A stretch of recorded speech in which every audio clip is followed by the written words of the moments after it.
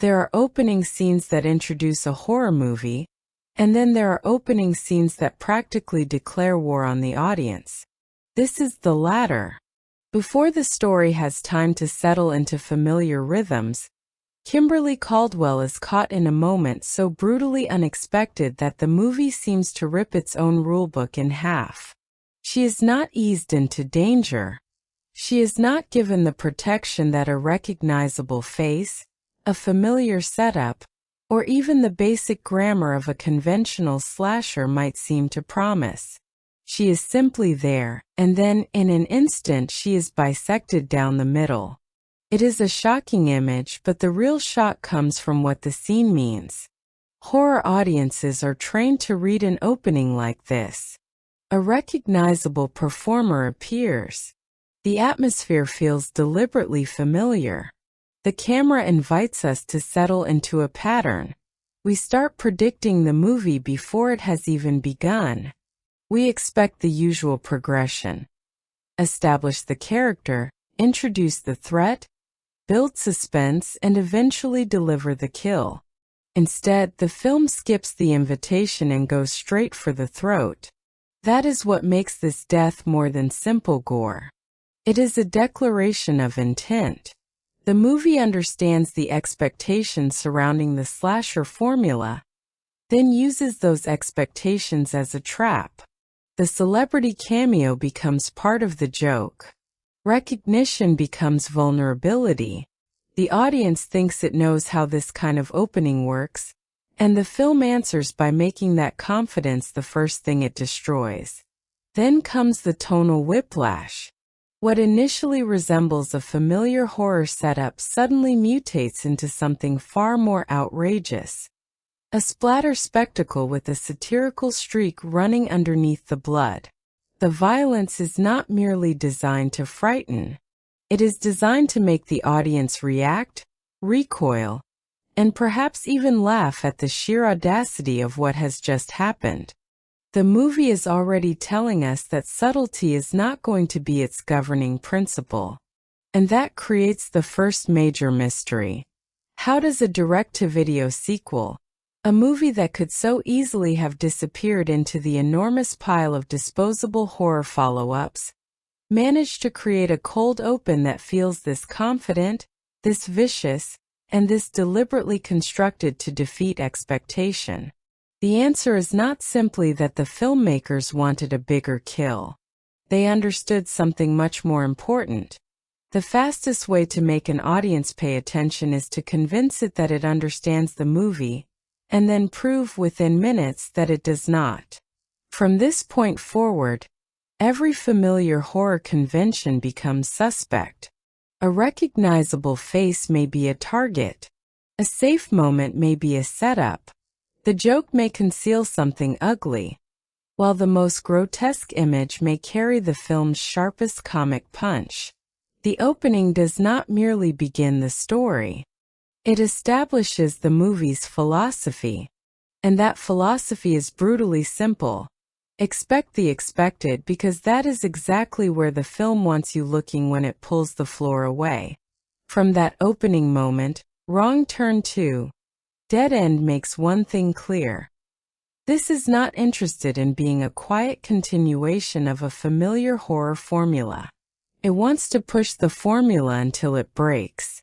And to understand why that approach worked, we have to leave the opening behind and travel deep into the isolated forests of West Virginia, where survival horror becomes a collision of brutality, dark comedy, media spectacle, and old-fashioned practical filmmaking. At the center of that journey is Joe Lynch, making his feature directorial debut with a movie that constantly feels more ambitious than its direct-to-video status suggests. Lynch does not simply inherit the world established by the first Wrong Turn. He expands it, sharpens its personality, and turns its violence into part of a larger conversation about entertainment itself. And standing at the center of that chaos is Henry Rollins, whose performance as retired Marine Dale Murphy gives the film an unusually commanding presence. He is not merely another disposable survivor. He becomes part action hero, part television personality, and part uncomfortable symbol of the macho survival culture. The movie is simultaneously celebrating and mocking. That makes the film especially interesting when placed within the horror landscape of the mid-2000s. This was the era when torture horror was becoming increasingly prominent, while the cannibal and backwoods horror traditions were experiencing another revival. Audiences were being introduced to movies that treated physical suffering with unprecedented explicitness, often asking how far a horror film could go before shock became the entire point. Wrong Turn 2 enters that environment, but instead of simply copying the trend, it injects an almost gleeful awareness of how ridiculous the entire spectacle can become. So this deep dive will look beyond the kills. We will examine the production grit that gives the movie its physical texture, the practical gore that makes its violence feel disturbingly tangible, and the media satire hiding beneath its survival game premise. We will also explore how its characters become exaggerated reflections of television culture, masculinity, celebrity, and audience appetite. And ultimately, we will ask a deceptively simple question. Why did this sequel work when so many direct-to-video horror movies from the same period faded almost instantly? Because revisiting Wrong Turn 2 today reveals something strangely valuable. In an era increasingly dominated by digital blood, weightless CGI destruction, and horror designed to feel endlessly polished, its rough edges can feel like strengths. The splatter has texture. The bodies feel physical. The violence has consequence. What once looked like disposable exploitation may actually be a surprisingly confident piece of 2000s horror filmmaking, and that is where the Real journey begins. There was a particular kind of excitement that belonged to the mid-2000s, when horror did not always need a theatrical release to feel important. You could walk into a video store, scan rows of plastic cases, and discover an entire underground world waiting on the shelves. The words "unrated edition" could be more persuasive than any review. They suggested that somewhere behind that familiar cover was a version of the movie the studios had not been allowed to show everyone else. That was the ecosystem where Wrong Turn 2, Dead End found its audience. The DVD boom had created a strange second life for horror movies. A film could bypass theaters, arrive on home video, and still become the subject of late-night conversations between genre fans. And the mid-2000s were especially fertile for that kind of discovery because horror and reality television were evolving at the same time. Shows built around survival, competition, isolation, and manufactured conflict were becoming cultural fixtures. Survivor had already taught audiences to watch ordinary people struggle through artificial environments, form alliances, betray each other, and compete for the right to remain standing. Wrong Turn 2 takes that basic entertainment language and drags it somewhere much uglier. Here, the contestants are not simply fighting for screen time or a prize. They are fighting to stay alive. That overlap is part of what makes the movie feel so distinctly tied to its era. Reality television turned humiliation, conflict, and personality clashes into entertainment. Gorehound cinema pushed the same appetite toward physical extremes. Both understood that audiences could become fascinated by watching people pushed beyond their limits. And then there was the sheer physicality of the DVD experience. You were not just watching a horror movie. You were choosing the unrated version, turning the volume up late at night, and wondering what exactly had been added back into the cut. Every bloody image became part of the appeal. For plenty of viewers, Wrong Turn 2 looked like exactly what its reputation suggested. Another cheap straight-to-DVD sequel designed to cash in on a recognizable title. Easy to ignore. Easy to dismiss. But that judgment misses what genre fans discovered after pressing play. Because underneath the bargain bin appearance was a movie with personality, practical effects, vicious humor, and a willingness to go much further than its modest status implied. It became the kind of horror sequel people recommended precisely because they knew others had probably overlooked it. And that is what makes revisiting it now so satisfying. If you dismissed Wrong Turn 2 because it never received the prestige of a theatrical horror release, you may have missed one of the most unapologetically entertaining examples of its era. The movie did not need prestige to leave an impression. It needed only a DVD player, a strong stomach, and an audience willing to discover what everyone else had underestimated. Oh, understand why Wrong Turn 2 Dead End feels so different from the polished horror franchises that surrounded it. You have to start with the strange path that brought it into existence. The first Wrong Turn, released in 2003, had arrived in theaters with a recognizable name behind its monsters. Stan Winston, the legendary effects artist whose work had helped define the physical language of modern creature horror. Winston's legacy was built on the idea that monsters should feel like things that actually occupy the same world as the actors. Skin should wrinkle. Flesh should tear. Creatures should cast shadows, take up space, and react to physical environments. That philosophy remained important as the franchise moved into its sequel. But the circumstances had changed dramatically. Instead of another major theatrical production, Wrong Turn 2 was being developed as a direct-to-video sequel, which meant fewer resources, a tighter production environment, and considerably less room for mistakes. On paper, that could have been the beginning of the franchise's decline. In practice, those limitations helped shape its identity. Into that environment came Joe Lynch, a filmmaker who was making his feature directorial debut, but was hardly inexperienced with the language of genre entertainment. Lynch had spent years immersed in music videos, filmmaking, and horror culture, developing the kind of obsessive enthusiasm that can be more useful on a difficult production than conventional prestige. He was not approaching the project as someone simply checking off the requirements of a sequel. He approached it like a fan who had suddenly been handed the keys to the bloody playground he had always wanted to explore.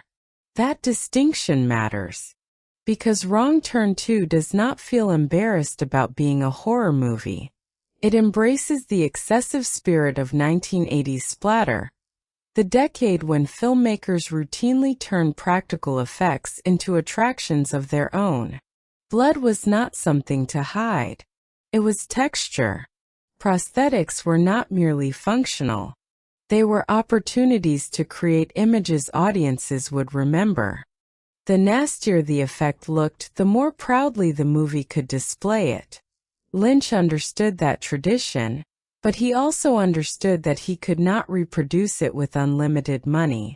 The production had to be resourceful. Filming in the forests around Vancouver created an environment that looked convincingly remote without requiring the production to travel across multiple locations. But the apparent simplicity of those woods concealed their own challenges. Cold, damp conditions, difficult terrain, long days, and the physical demands of staging violent sequences meant that the cast and crew were constantly working against the environment. Yet those limitations became part of the movie's visual character.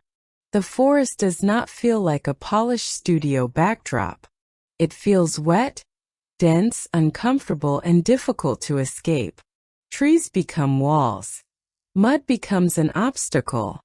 Darkness becomes a physical threat. The environment itself seems to participate in the violence. That is where practical filmmaking becomes especially important. When a performer is surrounded by real foliage, real prosthetic creatures, real makeup effects, and physical sets, the camera has something tangible to photograph. Actors can react to objects that actually occupy their space. Blood can splash across real surfaces. A severed body part can exist in the same frame as the person who is supposed to be horrified by it. Those details may sound small, but together they create the tactile quality that separates Wrong Turn 2 from many cheaper productions that rely on editing to conceal their limitations. Stan Winston Studios' connection to the project helped preserve that practical effects mentality. The franchise still carried the influence of artists who understood that horror becomes more disturbing when the audience can almost believe it is physically possible.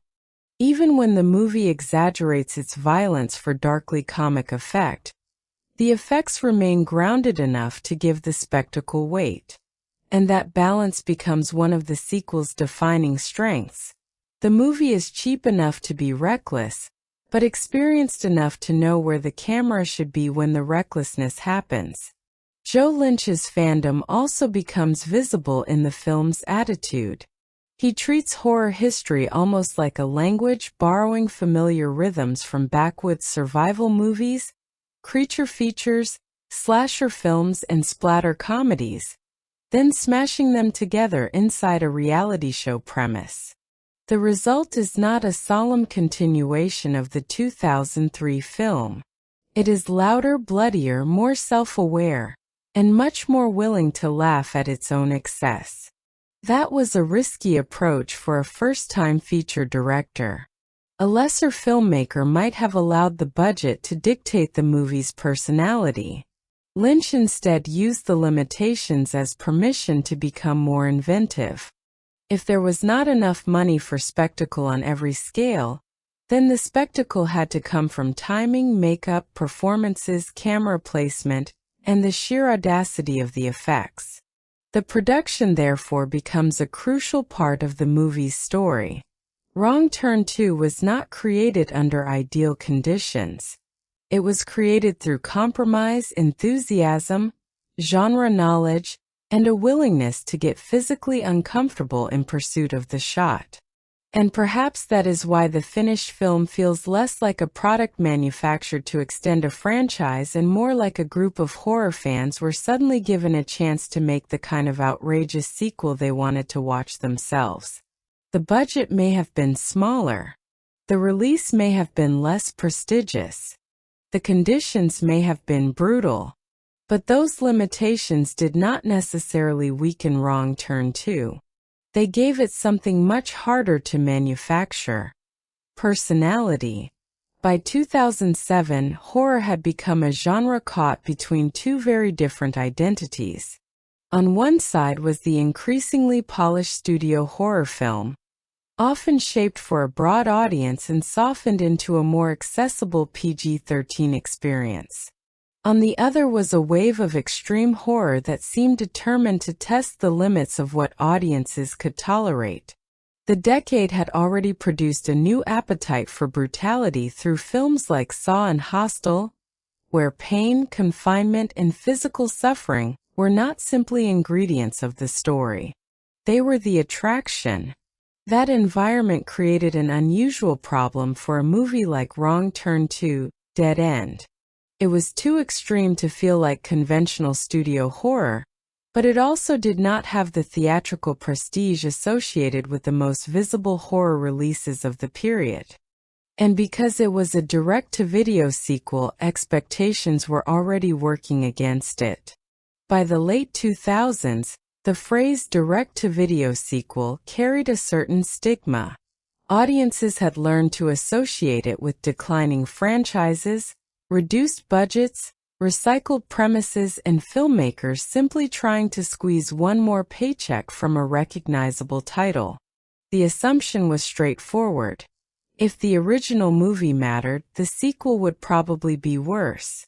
Wrong Turn 2 could easily have become another example.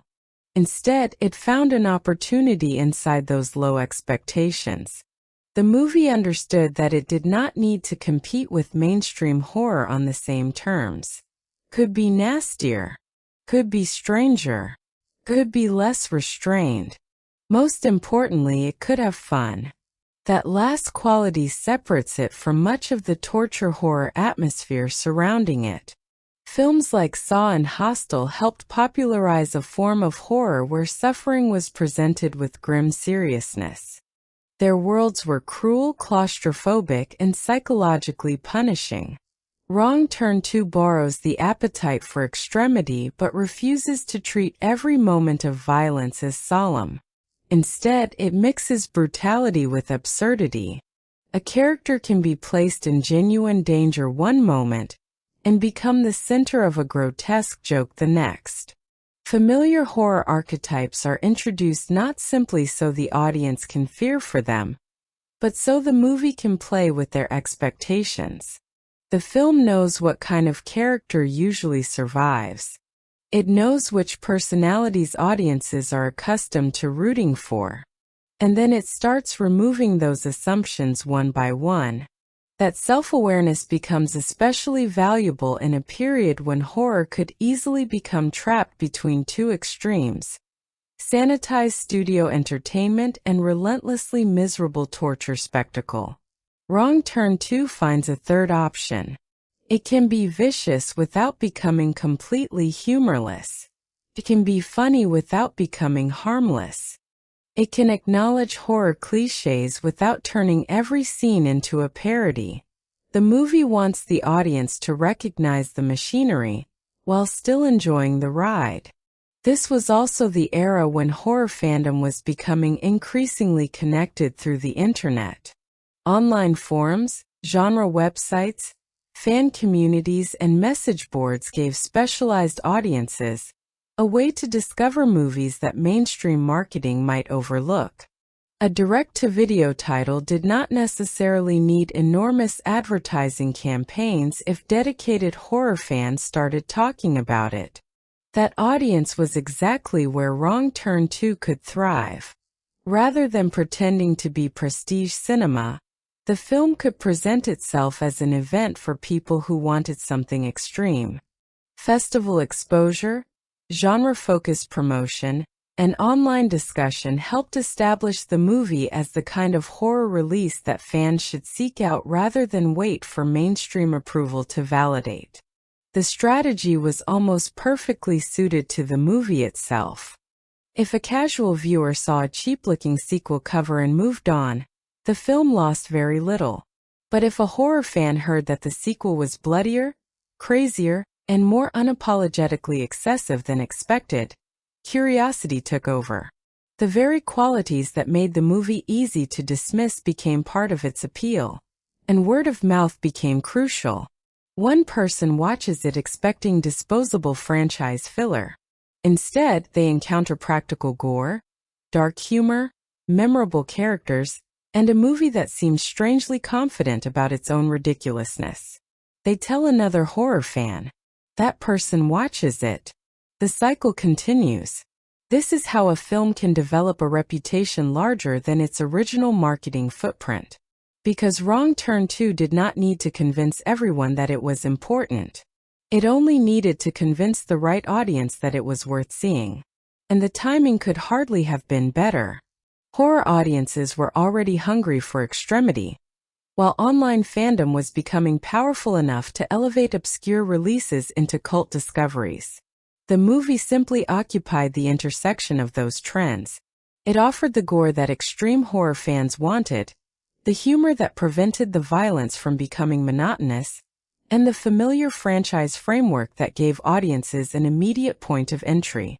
Most importantly, it understood the value of surprise. When expectations are already low, exceeding them becomes one of the easiest ways to create loyalty. A theatrical horror movie might spend millions convincing audiences that it is an event. Wrong Turn 2 could accomplish something similar with a much simpler promise. You think you know what a direct-to-video sequel looks like. Watch closely. You may be wrong. After establishing its violent philosophy, Wrong Turn 2. Dead End gives us a setting that almost seems designed to make that philosophy even more ironic. The movie takes us into Greenbrier County, West Virginia, where a television production has assembled a group of contestants for Ultimate Survivalist. Apocalypse, a reality show built around the fantasy of surviving the end of civilization. The premise is familiar enough to feel instantly recognizable. Ordinary people are dropped into the wilderness, given challenges, deprived of comfort, and encouraged to compete for a prize while cameras document every argument, alliance, and breakdown. But there is an obvious problem with the setup. The contestants believe they are pretending to survive. The forest does not. That distinction becomes the foundation of the entire story. Everything surrounding the production is artificial. The conflicts are manufactured. The challenges are planned. The contestants know, at least theoretically, that someone is watching over them. Even the danger has boundaries. Their suffering is supposed to become entertainment, edited into dramatic television before eventually reaching an audience safely sitting at home. Then the movie begins quietly removing those boundaries. At the center of the production is Dale Murphy, the show's host and a former Marine whose military background gives him an authenticity the television format desperately wants to exploit. Played by Henry Rollins, Dale immediately feels different from the contestants. He is physically imposing, disciplined, experienced, and far more comfortable in the wilderness than the people competing around him. Yet even he initially understands the forest through the logic of television. The contestants are deliberately constructed as recognizable reality show archetypes. Mara and Nina bring contrasting personalities into the group, while Jake, Amber, Jonesy, and Elena each represent different versions of the people audiences might expect to encounter in a competitive survival program. They are not soldiers or professional survivalists. They are personalities, competitors, and strangers forced together, because conflict makes better television. That is precisely what the producers want. They want tension. They want alliances. They want personalities to clash. What they do not understand is that the wilderness is about to provide a conflict no producer could have scripted. The early interactions establish the artificiality of the competition. People size each other up, form impressions, and begin negotiating the social hierarchy. Some contestants take the challenge seriously. Others treat the situation like an opportunity to perform for the cameras. Even the language of survival feels rehearsed because everyone has grown up watching television teach them what survival is supposed to look like. And that is where the film's satire starts becoming sharper. Reality television often creates the illusion that ordinary people can become heroic simply by being placed under pressure. The format transforms inconvenience into drama and competition into mythology. A difficult challenge becomes an emotional journey. A disagreement becomes an episode-ending cliffhanger. The audience knows there are rules, producers, medical teams, cameras, and eventually a way home. The contestants know this too. Their confidence depends on it. They may be surrounded by forests, but they are still inside a television production. Then the real predators enter the equation.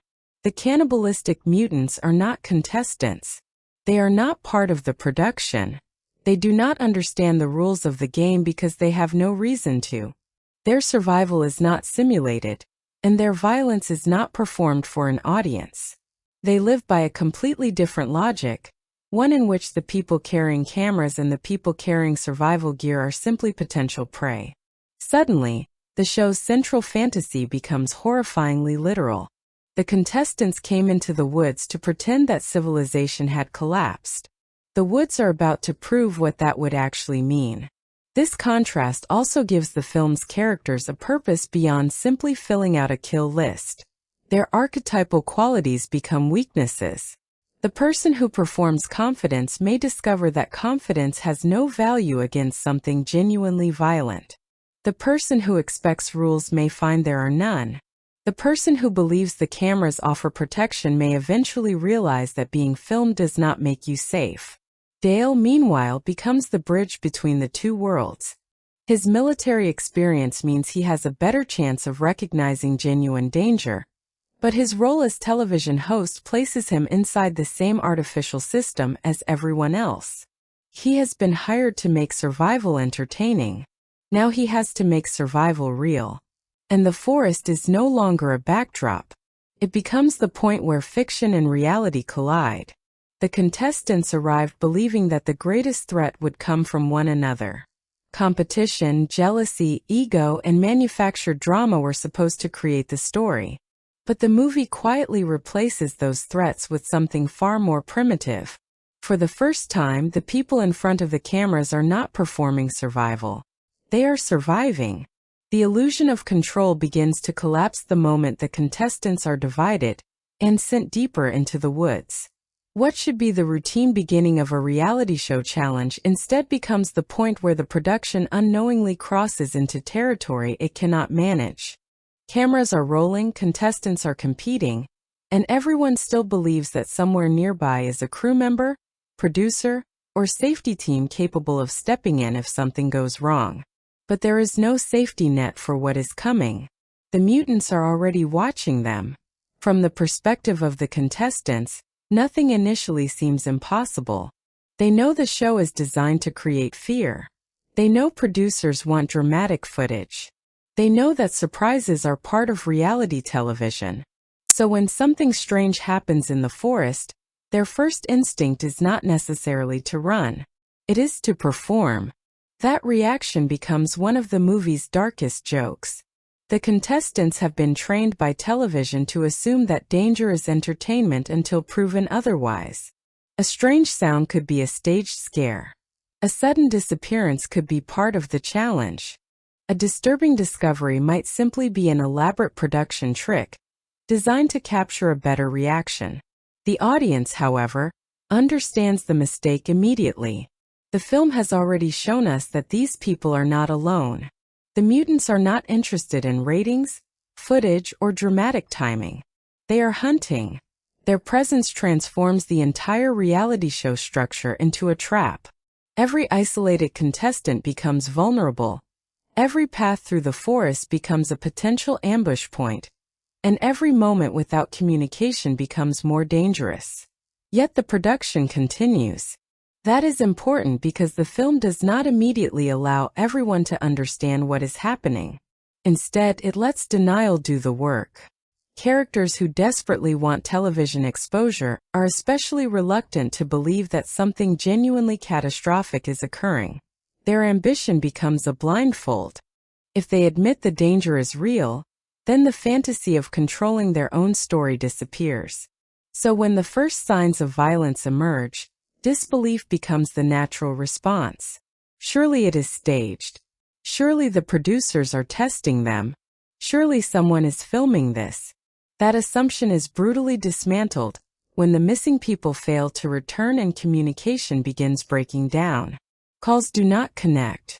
Expected crew members are nowhere to be found. The normal machinery of production starts disappearing piece by piece. And that is when the movie begins turning absence into horror.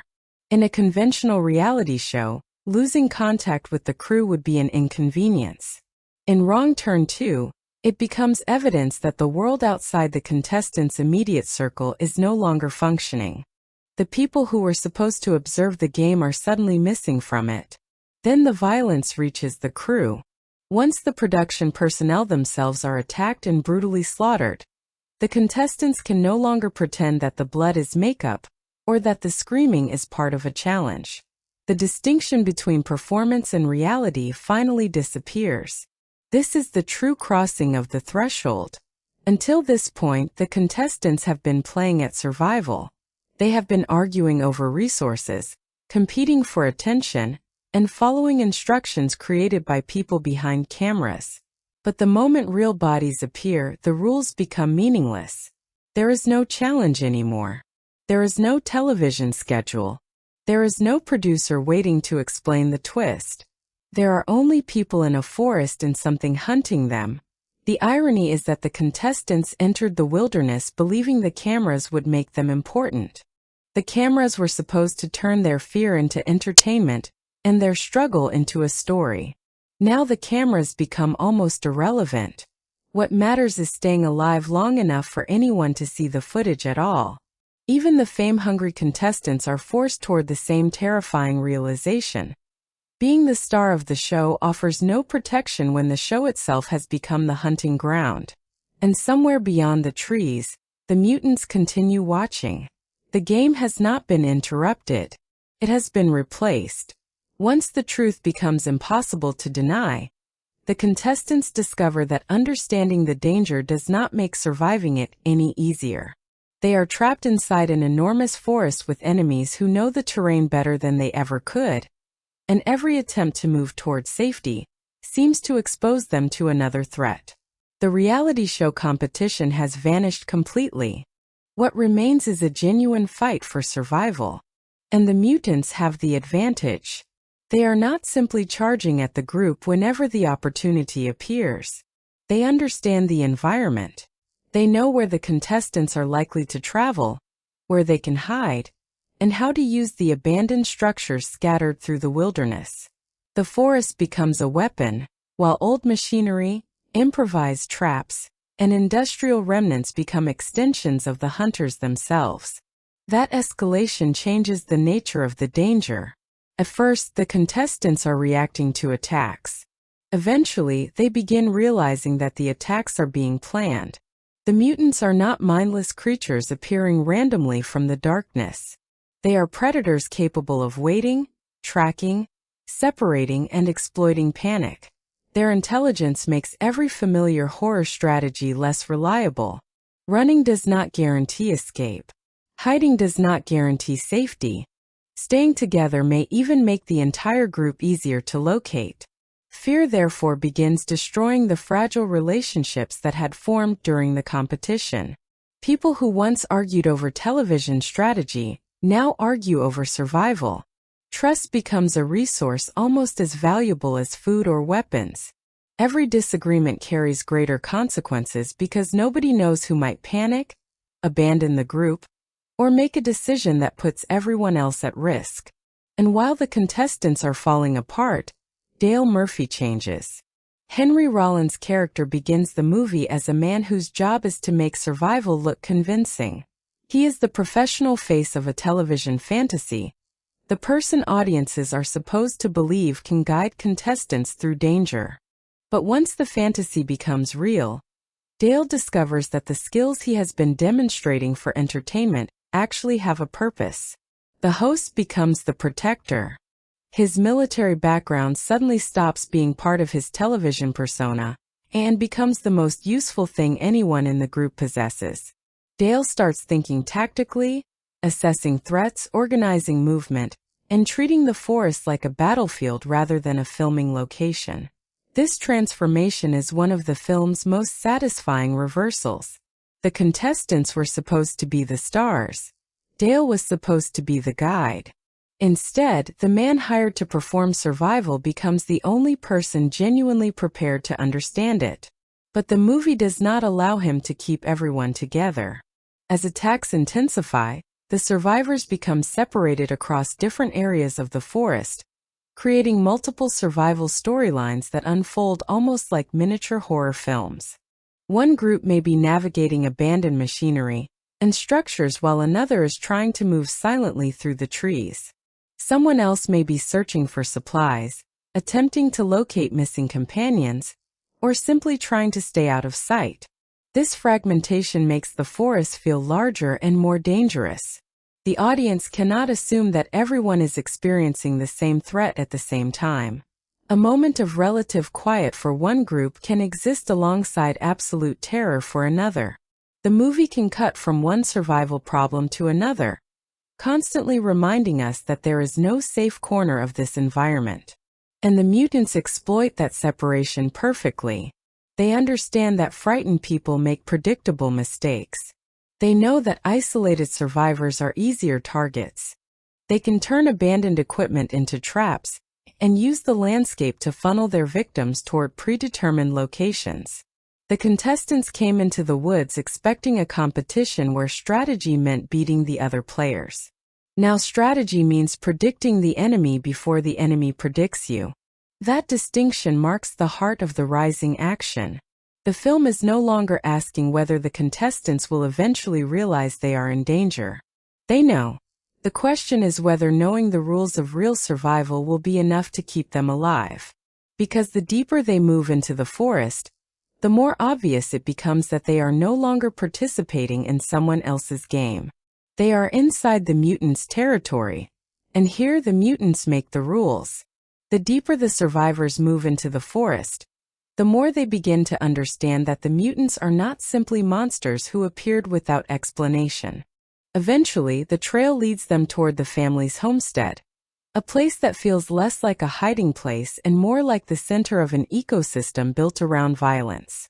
What they discover there adds an unexpectedly human dimension to the horror, without making the killers any less terrifying. The family's condition is connected to the environment itself. The movie reveals that toxic contamination from a closed paper mill played a role in the mutations that transformed generations of people living around the area. Industrial pollution becomes part of the backstory, turning the forest into more than an isolated horror setting. Beneath the movie's exaggerated splatter is a grim suggestion about what happens when communities are left to absorb the consequences of environmental neglect. But Wrong Turn 2 never allows this explanation to become an excuse. Knowing where the mutants came from does not make them sympathetic. If anything, the revelation makes their existence more disturbing. They are products of a damaged environment, but they have also created their own brutal culture within it. The forest has become their home, the outsiders have become prey, and the survivors have unknowingly entered a world where human morality has been replaced by a primitive logic of hunting and feeding. Then the movie takes that idea into one of its most disturbing sequences. The survivors are captured and brought into the mutants' home, where the nightmare shifts from being hunted in the wilderness to being trapped inside the predator's world. The infamous dinner sequence deliberately echoes the tradition established by the Texas Chainsaw Massacre, transforming the idea of a family meal into an image of grotesque domestic horror. There is something uniquely unsettling about the setting, because it creates a warped imitation of normal life. A table suggests family, food suggests community, dinner suggests comfort. Here, every one of those associations is corrupted. The prisoners are no longer simply victims being chased through trees. They have become ingredients in someone else's idea of a family gathering. The casualness surrounding the violence makes the sequence even more disturbing because the mutants do not behave as though they are committing some extraordinary act. For them, this is normal. That contrast is central to the scene's horror. The survivors are experiencing absolute terror, while their captors behave as though they are simply sitting down for a meal. For Nina and Jake, the situation represents one of their lowest points. They have watched the group shrink, seen people disappear, and learned that cooperation does not guarantee safety. Now they are trapped inside the enemy's home while the people who might have rescued them are either dead, missing, or fighting for their own lives. The film makes these losses matter because every death changes the emotional mathematics of survival. Earlier, there were enough people for hope to feel reasonable. Someone could always believe that another person would find a weapon, locate an escape route, or contact help. But as allies are killed, those possibilities disappear one by one. Nina and Jake are forced to confront the terrifying reality that survival may no longer mean saving everyone. It may simply mean escaping alive. And that is what makes the midpoint feel like a genuine crisis rather than another sequence of escalating kills. The survivors have crossed into the enemy's territory and discovered the full extent of what they are dealing with. They have seen the family home, learned the origins of the mutants, and witnessed what happens to people who are captured. There is no mystery left about the threat, only the question of whether anyone can escape it. The forest once represented isolation. Now the homestead represents something worse. It is a place where the hunters feel completely at home, where the rules of civilization have been stripped away, and where the survivors finally understand that they were never competing against one another. They were being hunted. And at this point in the story, the hunters appear to be winning. By the time the survivors reach the final stretch of the story, there is almost nothing left of the reality show fantasy that brought them into the forest. The cameras, the competition, the prize, and the manufactured drama have all become meaningless. What remains is a handful of exhausted people facing an enemy that has spent the entire movie controlling the terrain. But Dale Murphy refuses to let that be the ending. After discovering what has happened to the contestants, Dale launches a rescue mission that feels radically different from the television persona we met at the beginning. There is no audience to impress now and no producer giving him instructions. His objective is brutally simple. Find the survivors and get them out. That transformation gives the climax its emotional foundation. Dale began as a man hired to make survival look entertaining. He ends as someone willing to risk his life because survival itself has become the only thing that matters. His path leads him back into direct confrontation with the mutant family, including Three Finger and Pa Cannibal. The confrontation is not presented as a clean heroic battle. It is chaotic, vicious, and physical, matching the movie's increasingly savage tone. Dale has experience, determination, and courage, but the mutants have home field advantage and an almost primal willingness to keep fighting. The final battle eventually moves toward an abandoned meatpacking facility, transforming the climax into one enormous industrial nightmare. This setting is perfect for Wrong Turn 2 because everything that has defined the movie comes together inside it. The environment is dangerous, the machinery is brutal, and ordinary industrial equipment becomes a weapon. Conveyor systems, grinders, splitters, and other processing machinery turn the location into a giant mechanical death trap. Nina and Jake are forced to navigate that environment while trying to escape the remaining mutants. Their survival no longer depends on simply running faster. They have to understand the space around them and use the very machinery designed for processing meat against the creatures who have spent the entire film treating humans as food. The symbolism is almost too obvious to miss. The survivors entered the forest as contestants. They became prey. Now, inside a place built to process bodies, they finally reversed the relationship. The machinery that once represented industrial efficiency becomes an instrument of desperation.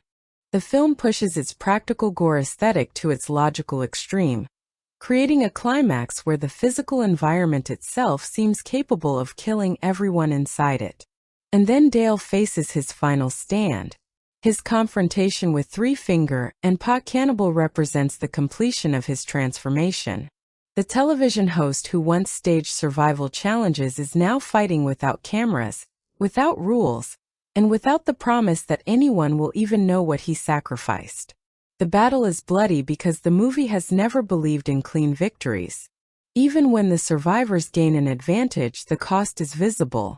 Every victory has been purchased through injury, loss, or sheer luck. Eventually, the remaining survivors manage to break free. The escape is not triumphant in the traditional sense. There is no feeling that the experience has simply ended and everyone can return to normal. The survivors drive away carrying the knowledge of what happened in those woods, while the audience is left with the uncomfortable realization that surviving does not erase what they witnessed. And then the movie leaves one final door open. The ending carries the suggestion that the nightmare may not be completely finished. Even after the survivors believe they have escaped, the possibility of another threat remains hanging over the conclusion. That sequel tease fits the movie perfectly because Wrong Turn 2 has spent its entire runtime destroying assumptions about safety. The audience has repeatedly been encouraged to believe that a threat is finished, only to discover that the story has another surprise waiting. So the final resolution does not simply say, "They survived." It asks whether survival is ever truly permanent in this world. The contestants entered the forest expecting to manufacture a television story about apocalypse. Instead, they experienced the real thing. Dale entered as the host of a survival fantasy. He emerged as its genuine hero, and the survivors escaped believing they had finally reached the end. But in a franchise built around wrong turns, the most dangerous assumption of all is believing the road ahead is safe. Section 4.1. Protagonist Deep Dive. Nina Pappas is not introduced as the kind of horror heroine audiences are trained to expect. She does not arrive with the confidence of an action hero, the physical dominance of a trained fighter, or the obvious charisma of someone destined to become the last person standing. She is quieter than that, more withdrawn. Erica Leerhsen plays her as a young woman who seems almost uncomfortable inside the social machinery surrounding the reality show, and that discomfort becomes one of the most important details in understanding her eventual transformation. At first, Nina's greatest vulnerability appears to be internal. She is anxious, isolated, and uncertain about where she belongs among a group of louder personalities. Nina seems less interested in performing at all. She carries herself like someone accustomed to observing from the edges rather than demanding attention from the center. That makes her evolution especially effective. The movie does not suddenly reveal that Nina was secretly a perfect survivalist. It allows the danger to force abilities out of her that were previously hidden beneath fear. Her transformation is therefore not about becoming a completely different person. It is about discovering that the frightened person we met at the beginning was never as powerless as she believed. This distinction separates Nina from many traditional horror heroines. The classic final girl often survives because she possesses a particular moral clarity, intelligence, or resourcefulness that distinguishes her from the people around her. She becomes the audience's representative inside the nightmare, watching others make mistakes until she is eventually left alone to confront the killer. Nina begins with some of those qualities, but Wrong Turn 2 refuses to make her survival feel passive. She does not simply endure the violence until the story decides she has earned the right to live. She adapts. She observes. She makes practical decisions. When circumstances become unbearable, she starts treating survival as a problem that requires action rather than a test of character. That pragmatism is crucial. Horror frequently romanticizes courage as the absence of fear. Nina's arc argues for something more realistic. Courage can exist while fear is still present. She remains frightened, but fear stops being the only force controlling her behavior. Each new threat teaches her something. Each loss removes another layer of hesitation. Eventually, the girl who once seemed emotionally detached becomes someone capable of making brutally direct choices, because she understands what hesitation costs. Her emotional isolation also changes meaning as the story progresses.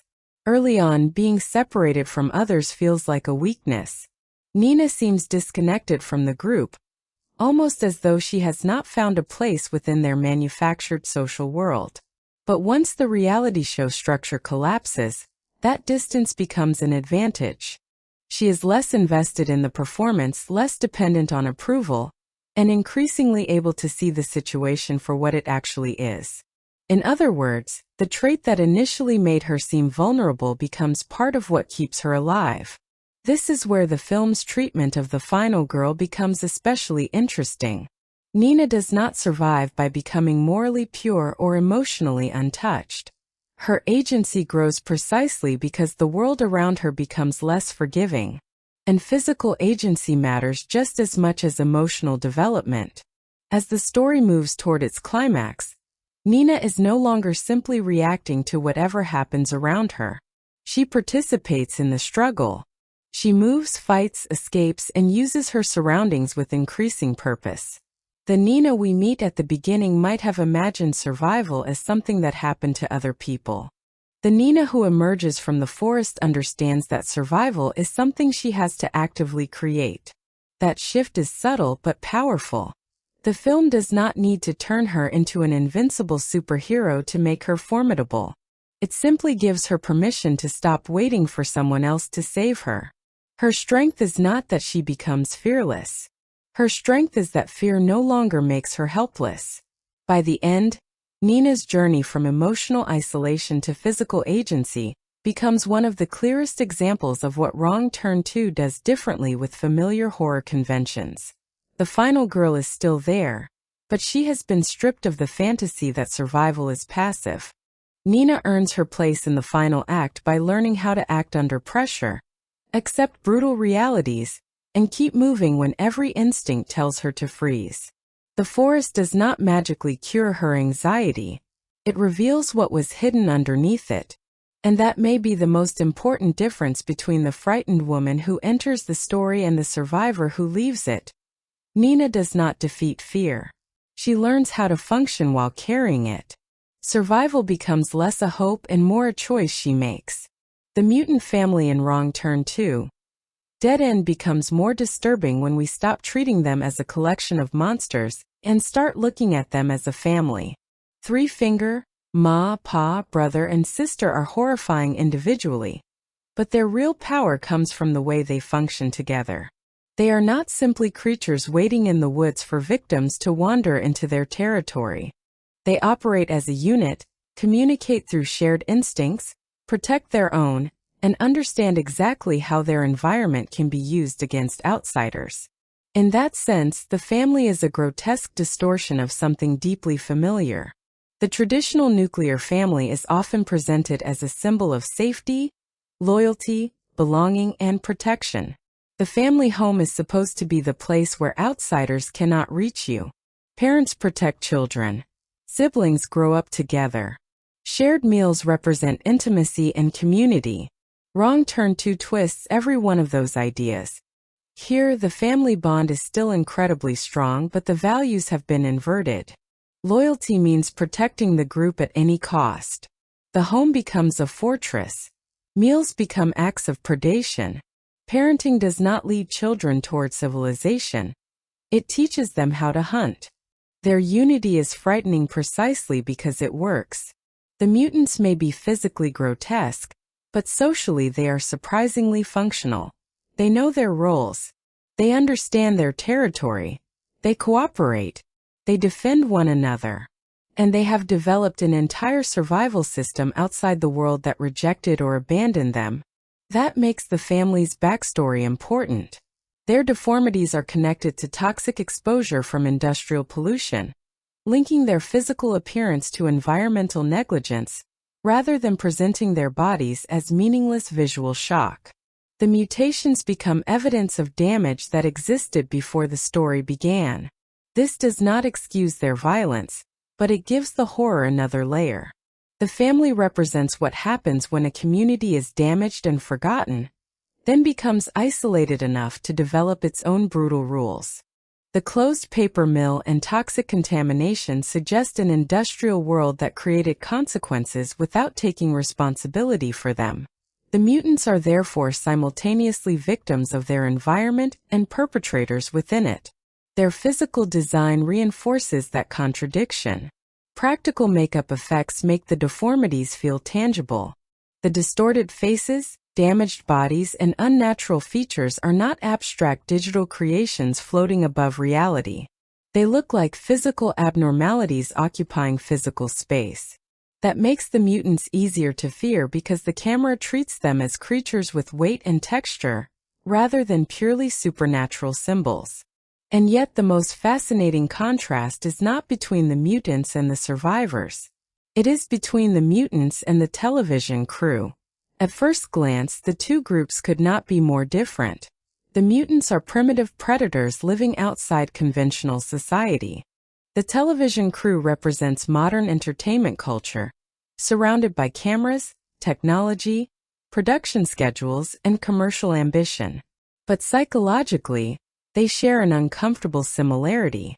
Both groups are willing to treat other human beings as resources. The mutants consume people physically. The television production consumes them emotionally.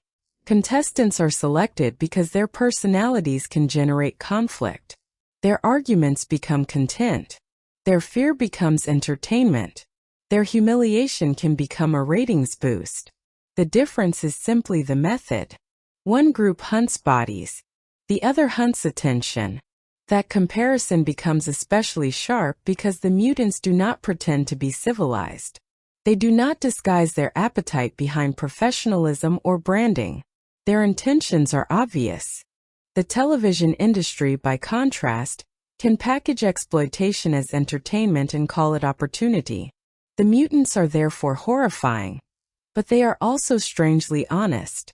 They want to survive. They want to defend their territory. They want to feed their family. The production crew wants ratings. The contestants want fame. The producers want footage. Everyone is pursuing something from someone else. The difference is that the mutants have abandoned every social disguise. That is why their family dynamic works so effectively as horror. They are not merely chaotic monsters. They are an organized household built around values that civilization recognizes in distorted form. Loyalty, hierarchy, protection, belonging, and tradition. Their behavior is monstrous, but the structure beneath it is recognizable. And that recognition makes the family more unsettling, because the scariest part is not that they have no humanity. It is that their humanity has been twisted into something that still works. At the center of Wrong Turn 2, Dead End is a deceptively simple conflict. People pretending to survive versus people who actually have to survive. The contestants enter the wilderness carrying the confidence that comes from television. They have watched survival programs, heard experts explain what to do in emergencies, and learned the visual language of toughness. Their challenge is supposed to imitate the collapse of civilization, while remaining safely contained inside an entertainment format. The mutants have no such luxury. For them, survival is not a competition, a personality trait, or a television genre. It is existence. There is no prize waiting at the end, no camera crew turning hardship into a dramatic episode, and no producer deciding when the challenge is over. Their world operates according to hunger, territory, instinct, and necessity. That contrast allows the film to mock the modern fantasy of wilderness competence. Television can make survival look clean. A contestant builds a shelter, finds food, overcomes an obstacle, and delivers a confident speech about resilience. The editing creates a satisfying narrative in which every problem has a solution, and every struggle eventually produces a meaningful lesson. Wrong Turn 2 asks what happens when that fantasy meets something that cannot be edited. Blood does not become less frightening because cameras are present. Injuries do not disappear because the production schedule says they are inconvenient. A person cannot simply reset after a bad decision. The wilderness does not care whether someone is being filmed. The movie therefore turns reality television's promise against itself. The contestants enter believing they were creating the illusion of survival for an audience. Instead, the audience becomes the only thing that can distinguish their suffering from entertainment. That leads directly into the film's darker criticism: the commodification of trauma. The television production exists because human discomfort can be transformed into content. Arguments create drama. Fear creates ratings. Competition creates emotional investment. The contestants are valuable because audiences want to watch them struggle. The real horror begins when that artificial suffering becomes genuine. At that point, the production has a choice: stop filming, protect the people involved, and admit that the entertainment has become unacceptable, or continue treating the crisis as content. The film repeatedly plays with that uncomfortable boundary. Its satire works because reality television had already normalized the idea that private emotional moments could become public entertainment. Wrong Turn 2 simply pushes the concept toward its most grotesque conclusion. What if the suffering being recorded was no longer simulated? What if the fear was real? What if the producers could not control the consequences? Suddenly, the distinction between entertainment and exploitation becomes impossible to ignore. Environmental destruction adds another layer. The mutants' existence is connected to toxic industrial contamination, suggesting that the monsters haunting the forest are not completely disconnected from modern civilization. The same society that celebrates technological progress has also created environments capable of damaging human bodies for generations. The closed paper mill becomes more than background information. It represents a chain of consequences. Industry damages the environment. The damage affects people. The affected people become isolated. Isolation produces a separate culture. That culture eventually becomes the horror story. The film is not subtle about this, but subtlety is not really its objective. Wrong Turn 2 communicates through exaggeration. It takes environmental negligence and turns its consequences into literal monsters, making the metaphor impossible to overlook. And that is where the film's two major criticisms begin to overlap. The television crew exploits human suffering for entertainment. The industrial system has already exploited the environment for profit. In both cases, something is consumed without sufficient concern for what remains afterward. The forest is damaged. The family is transformed. The contestants are traumatized. The audience gets a show. That bleak exchange is what gives the film more substance than its reputation as a splatter sequel might suggest. Beneath the blood and dark humor is an argument about what modern culture does when survival itself becomes a product. We watch people pretend to suffer because pretending is entertaining. Then the movie asks what happens when the suffering stops being pretend. The answer is horrifying because the cameras do not make the danger less real. They only give someone another reason to keep watching. Beneath the gore and black comedy, Wrong Turn 2, Dead End contains a surprisingly pointed idea about what happens when parts of America are abandoned by the systems that once depended on them. The mutant family does not exist in a vacuum. Their home is surrounded by the remains of industry. Their bodies carry the consequences of toxic exposure, and their isolation suggests a community left behind after the economic world moved somewhere else. The closed paper mill is therefore more than a convenient explanation for the family's mutations. It represents an economic relationship that has ended without repairing the damage it created. Industry arrives, extracts value, leaves waste behind, and eventually disappears. What remains is a damaged landscape and people forced to live with consequences they did not necessarily choose. That gives the mutants an unusual position within the film. They are undeniably villains, but they can also be read as the monstrous descendants of economic abandonment. Their bodies have literally absorbed the pollution left behind by industrial civilization. Their isolation reflects a social divide between communities that benefit from economic systems and communities that are left carrying the consequences. The contestants, meanwhile, arrive from the outside world. They bring cameras, technology, money, entertainment, and the assumption that this wilderness exists primarily for their experience. They enter the region looking for an authentic survival adventure, but they do not understand the history beneath the landscape. To them, the forest is a location. To the mutant family, it is home. That difference creates an almost inverted form of class warfare.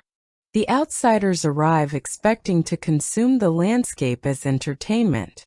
The forgotten people of the landscape consume the outsiders instead. The cannibalism is obviously exaggerated horror, but the metaphor is difficult to miss. The people who have been ignored by mainstream society literally turn the representatives of that society into food. Television personalities, producers, and outsiders who arrive believing they can transform rural isolation into profitable entertainment discover that they are not the only ones capable of exploitation. The irony becomes even sharper because the television production is already built around consumption. The contestants' personalities are consumed by viewers. Their fear becomes footage. Their conflicts become ratings. Their bodies become images. The mutants simply take that logic to its most literal extreme. If television consumes people metaphorically, the cannibal family consumes them physically. And that leads to the film's most uncomfortable philosophical question. What actually makes someone civilized? The contestants possess technology, clothing, cameras, vehicles, and access to modern institutions. The mutants live outside those structures and appear physically deformed, violent, and primitive. It would be easy to conclude that one group represents civilization, while the other represents savagery. But the movie keeps complicating that distinction. The television crew manipulates people for entertainment. The mutants manipulate people for food. The producers exploit fear for profit. The mutants exploit bodies for survival. The contestants lie, compete, betray, and perform for attention. The mutant family lies, hunts, and cooperates to protect its own. The methods are radically different, but the underlying question is similar. What are people willing to do when another human being becomes a resource? That is where Wrong Turn 2 becomes more interesting than a simple monster movie. It suggests that civilization is not defined merely by technology or social appearance. A person can live in a modern society and still behave brutally. A person can live outside that society and still possess loyalty, family bonds, and an internal moral structure. Of course, the film never asks us to excuse the mutants.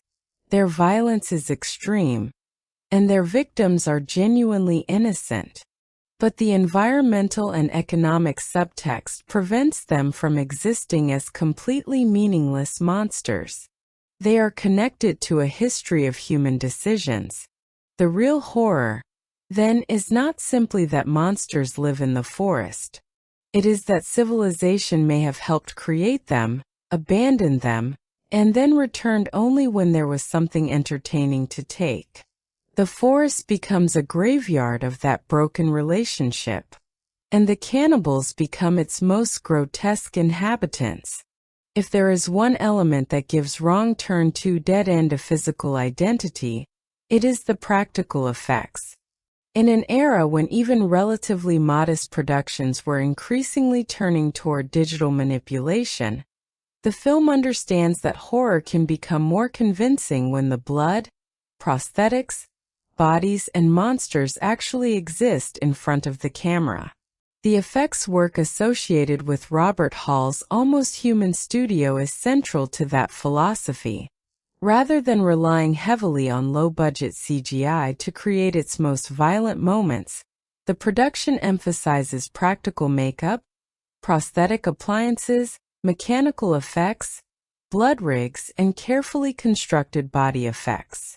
The result is a movie where violence feels tangible instead of weightless. That decision is particularly important because CGI can become distracting when resources are limited. Digital effects require time, compositing, rendering, and technical precision. A poorly executed effect can immediately reveal the budget. Practical effects have their own limitations, but those limitations can often become invisible once the camera, lighting, performance, and editing work together. The movie's opening death demonstrates that principle immediately. The act-split sequence depends on the illusion of a body being divided in an impossibly brutal way. The audience does not need to understand every technical trick behind it. What matters is that the image feels physical. The body occupies space. The weapon appears to make contact. Blood erupts with force, and the aftermath has enough texture to suggest that something genuinely catastrophic has happened. Creating an effect like this requires much more than simply covering an actor in fake blood. The production has to coordinate prosthetic construction, performer positioning, camera angles, body doubles or partial replicas, mechanical or concealed effects, and precise timing. The shot must sell the illusion before the audience has enough time to analyze how it was accomplished. That is the fundamental rule of practical gore. The audience should notice the result, not the machinery behind it. The same philosophy applies to the film's decapitations and other extreme kills. Instead of treating gore as something that can be added later in post-production, the effects department builds the violence into the physical design of the scene. Prosthetic heads, artificial limbs, wounds, blood effects, and replacement body sections can be photographed under the same lighting as the performers. That consistency matters. When the camera moves across a bloody wound and the surface responds like real material, the effect becomes instinctively believable.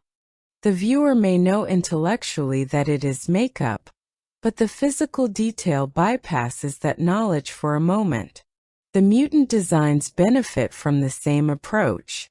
Three Finger and his family have to look like members of the same horrifying biological world, while still remaining individually recognizable. Their distorted faces and bodies are exaggerated enough to communicate mutation immediately, but detailed enough to avoid feeling like generic monsters. Prosthetic makeup gives the performers physical features that can interact with light, sweat, movement, and surrounding environments. Three Fingers' updated appearance is especially important because he functions as the franchise's most recognizable creature. His design has to remain connected to the original film, while becoming more visually expressive for the sequel's much more aggressive tone. Instead of simply repeating what audiences already know, the production expands the mutant family's visual identity. The practical effects also reinforce the film's sense of age and atmosphere. Because the characters are physically interacting with prosthetics and props, the performances can respond to something tangible. A survivor can grab an object that actually exists. A mutant can physically touch a victim. Blood can land on real clothing and surfaces. The forest can become part of the effect rather than merely a background behind it. This is particularly valuable in the film's industrial climax, where the practical effects interact with machinery and confined spaces. The horror becomes mechanical as well as biological. Metal, blades, processing equipment, blood, and bodies occupy the same physical environment. The result is messy, and that is exactly why it works. The film does not attempt to make its violence elegant. It embraces the rough, tactile tradition of splatter cinema, where the audience can almost feel the rubber, latex, blood, and machinery through the screen. That approach also explains why some of the movie's most memorable images remain effective years later. Digital effects can age quickly when technology changes. Practical effects age differently. A well-built prosthetic wound does not suddenly look less physical because a newer rendering engine exists. The filmmakers understood something fundamental about horror. Realism is not always about making an effect perfectly realistic. Sometimes realism comes from giving the audience something physical enough to believe in. And Wrong Turn 2 builds much of its identity around that belief. The monsters are physical. The blood is physical. The injuries have weight. The forest has texture. Even when the movie becomes wildly exaggerated, its effects keep pulling the violence back toward the material world. That is why the practical gore does more than decorate the story. It makes the story feel dangerous. Joe Lynch's direction is one of the biggest reasons Wrong Turn 2 Dead End feels far more energetic than its direct-to-video status would suggest. Lynch approaches the material less like a filmmaker trying to disguise a modest production, and more like a lifelong horror fan who has been given permission to make the movie he wants to watch.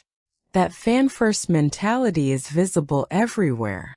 The film carries the exaggerated visual spirit of EC Comics, where horror was designed to be immediate, colorful, grotesque, and occasionally mischievous.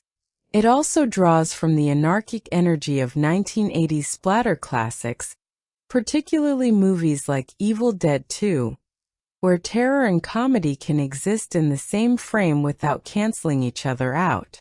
Lynch also belongs to the tradition of filmmakers who understood that outrageous practical effects could become part of the storytelling, rather than simply decorations around it.